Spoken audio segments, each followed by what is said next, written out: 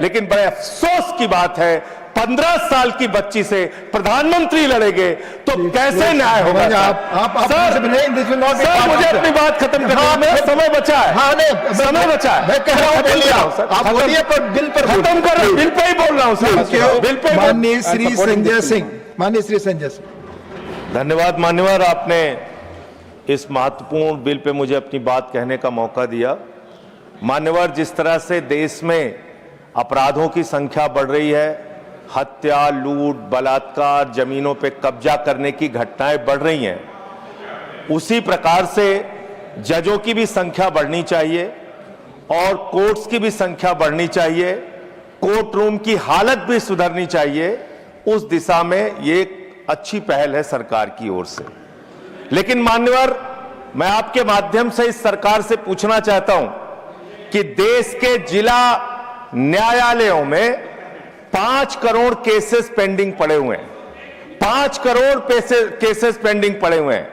देश के high courts के अंदर 60 से 65 लाख केसेस पेंडिंग पड़े हुए हैं।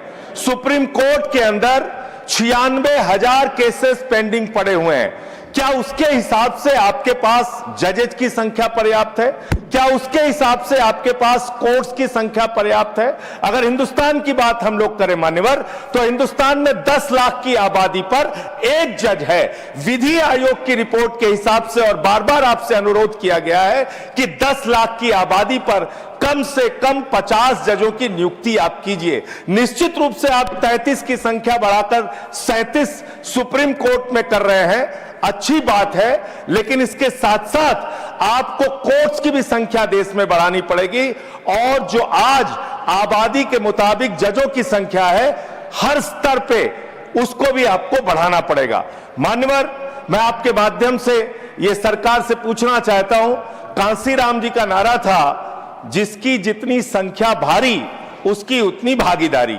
आज मैं बड़ी विनम्रता पूर्वक आपसे पूछना चाहता हूं, सुप्रीम कोर्ट के जजेस में कितने पिछड़े समाज से हैं, कितने दलित समाज से हैं, कितने आदिवासी समाज से हैं, कितने समाज के वंचित तबके से आते हैं?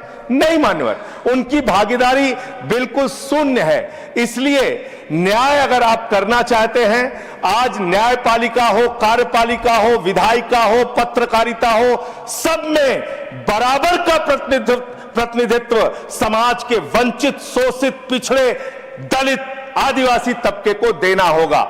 इसके साथ साथ मैं अनुरोध यह भी सरकार से करना चाहता हूं, न्याय की स्थापना तब होती है जब ऊपर से लेकर नीचे तक न्याय करता हुआ दिखे। लेकिन बड़े अफसोस की बात है 15 साल की बच्ची से प्रधानमंत्री लड़ेंगे तो कैसे न्याय होगा? सर मुझे अपनी बात खत्म करनी है, समय बचा है, समय बचा है। मैं कह रहा हूं आप बोलिए पर बिल पर खत्म कर रहे हैं, बिल पे ही बोल रहा हूं सर, बिल पे ही बोल रहा हूं, इतनी देर तक बिल पे बोला। सर मेरा अनुरोध ये है कि सरकार ऊपर से लेकर नीचे तक न्याय करती हुई दिखे। 15 साल की बच्ची से प्रधानमंत्री बहुत ही दुर्भाग्यपूर्ण है। 15 साल की बच्ची को 15 साल की बच्ची को कैसे? धन्यवाद रिकॉर्ड। माननीय सदस्यगण, आपको मालूम, प्लीज बोलो। संजय सिंह जी पहली बार किसी गवर्नमेंट बिल को समर्थन दिया है और अच्छा पहल है बोला है, अच्छा लगा। प्लीज झूठ सब संसदीय है, झूठ संसदीय है। प्लीज संजय जी बैठ जाइए, आप बैठ जाइए, उन्हें बोलने दीजिए।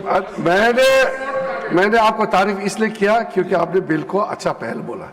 दूसरी बात, उन्होंने SC ST रिजर्वेशन जुडिशरी में बताया, ये अपॉइंटमेंट नोटिफिकेशन सरकार जरूर करते हैं, नाम तय तो कॉलेजम करते हैं, वहां SC ST का नाम अगर कॉलेजम नहीं भेजेंगे, सरकार अपने आप से नाम ढूंढ करके अपॉइंट कर नहीं सकता है। इसलिए कहीं गलत मैसेज ना जाए कि सरकार SC ST का अनदेखा किया गया है, गलत मैसेज ना जाए, इसलिए मैं स्पष्टीकरण करने के लिए खड़ा हुआ। धन्यवाद।